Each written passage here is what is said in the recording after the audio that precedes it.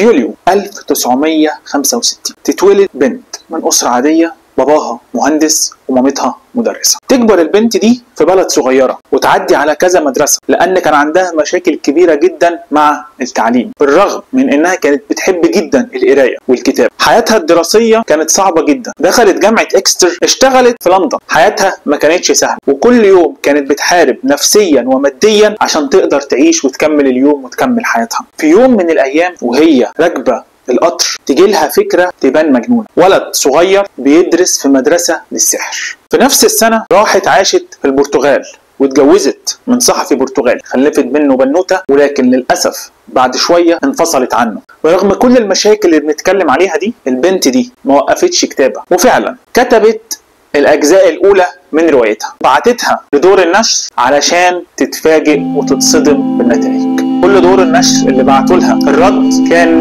كله سلبي. ايه القصة السخيفة اللي انت بعتاها دي؟ القصة دي مش هتنفع يا بنتي، شوفي القصة دي لو انت بتحبي تكتبي. 6 سنين بتحاول وتعافر علشان توصل للي هي عايزاه، لحد ما في يوم من الأيام بنوتة صغيرة بنت صاحب دار للنشر تاخد القصة وتعجبها وتقول لباباها: يا بابا القصة دي حلوة جدا، احنا عايزين ننشرها يا بابا عشان خاطري عشان خاطري. باباها عشان ضغط البنت الصغيرة دي مع كامل عدم اقتناعه بالقصة ينشر القصة. الكتاب حقق مبيعات خيالية، وكل جزء كان بينزل كان بيحقق مبيعات أكتر من الجزء اللي قبله. القصة دي قصة هاري بوتر، واللي اتعمل بيها أفلام بعد كده حققت نجاحات باهرة. البنت اللي بنتكلم عليها هي J.K. رولينج.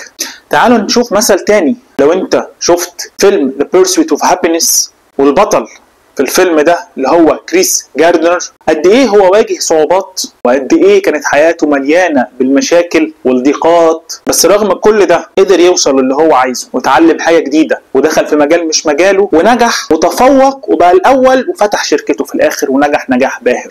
لو بصينا على القصتين دول هتلاقي إنها مثال حي وتعلمنا الفرق بين الفيكسد مايند سيت والجروث مايند سيت، أو العقلية الثابتة والعقلية المتطورة أو العقلية المرنة. لو كانوا فكروا الاثنين عقلية الثابتة كان زمانهم مكانهم وكانوا يمكن محدش يسمع عنهم خالص. النهارده في قهوة المندوبين نتكلم وندردش عن عقلية ثابتة الفيكسد مايند سيت، العقلية المتطورة أو المرنة الجروث مايند سيت، وإزاي لو غيرت طريقة تفكيرك حياتك كلها ممكن تتغير.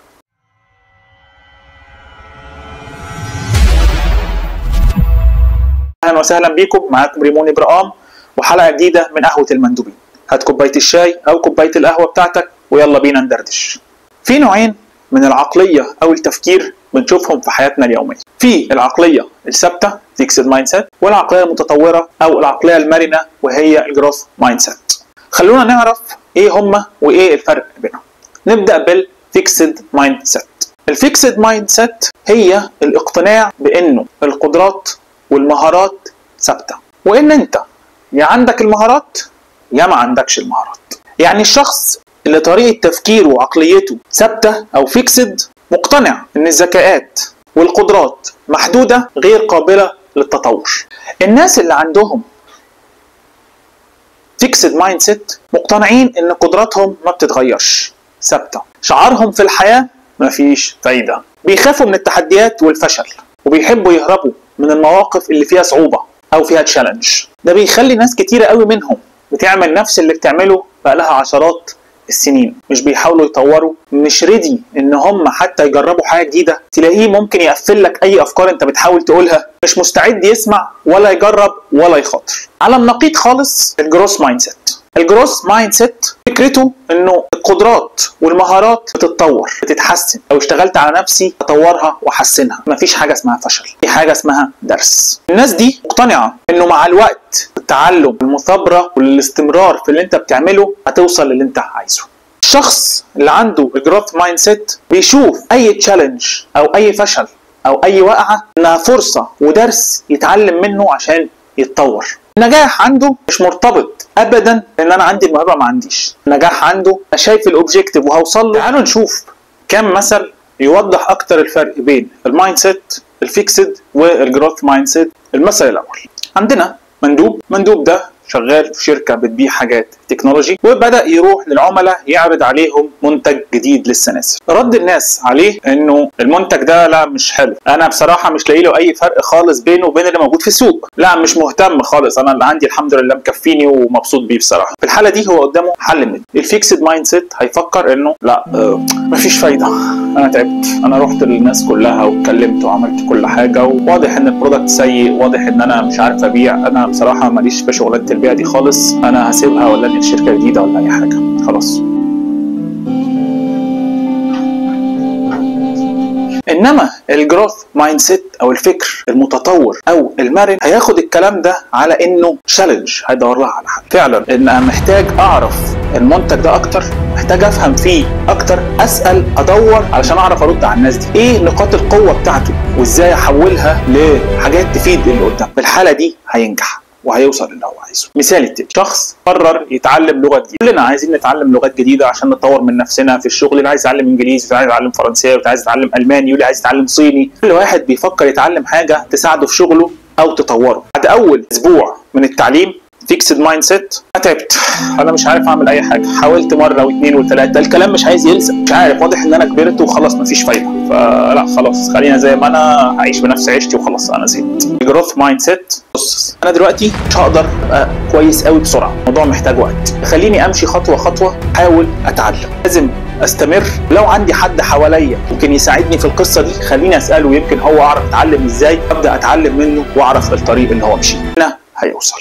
في دراسه مشهوره قامت بيها الباحثه كارول دويك سنه 2006، اختبروا طلاب في المدرسه الابتدائيه علشان يعرفوا ازاي بيواجهوا الفشل، والنتيجه الطلاب اللي عندهم العقليه المرنه واللي شايفين الفشل كفرصه ان هم يتعلموا ويتطوروا كانوا قادرين يتعاملوا مع الصعوبات بشكل افضل، وحققوا تحسن بنسبه 30% في نتائجهم الأكاديمية مقارنة بالمجموعة اللي عندها الفيكسد مايند سيت أو العقلية الثابتة. دراسة تانية عملتها هارفارد بيزنس سكول، لقوا إنه 75% من الشركات الناشئة اللي أسسها رواد أعمال عندهم الجروث مايند سيت أو العقلية المرنة أو المتطورة كان عندهم نمو على اللونج تيرم، وكانت الشركات بتكبر وما وقعوش. أستاذ ويليام سالمان من هارفارد قال القدرة على التعلم من الفشل هي المفتاح، وكل واحد ممكن يتعلم ازاي ينجح لو عنده عقلية مرنة.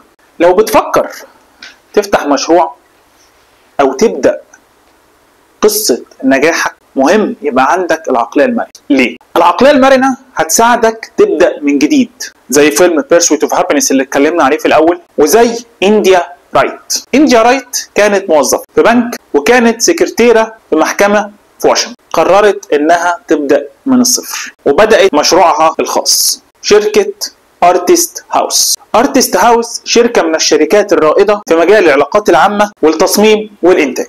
العقلية المرنة بتقوي المرونة النفسية أو الريزيلنس، لما هتقابل صعوبات أو تحديات في يومك وفي شغلك، واكيد كرائد اعمال في الاول هتستسلم وتقول خلاص مفيش فايده، ولا هتتعلم من اخطائك وتكمل وتقع وتقوم؟ العقليه المرنه بتساعدك تتعلم من اخطائك، تقدر تعدل وتطور منتجك. ايلون ماسك كام صاروخ سبيس اكس فشل في الاول، واحد غيره كان قال خلاص انا صرفت كتير وبتاع، لا اقفل خلاص، لا هو كمل دور، في غلطه هنا، نعلم نتطور لحد ما وصل دلوقتي للي هو فيه. العقلية المرنة بتخليك عايز تتعلم، ما تفضلش تقول انا خلاص انا عارف كل حاجة، انا الوحيد اللي فاهم كل حاجة، لان انت عارف انه دايما في ناس احسن منك. حتى العظماء والمشاهير اللي موجودين دلوقتي هتلاقيه دايما بيقرأ كتاب لحد تاني، ليه؟ لان هو عارف ان هو لا لسه في تاني، محتاج اتعلم، محتاج اروح، محتاج اشوف حاجات جديدة، ازاي اقدر اغير طريقة تفكيري، او ازاي اخلي طريقة تفكيري وعقليتي عقلية مرنة مش عقلية ثابتة.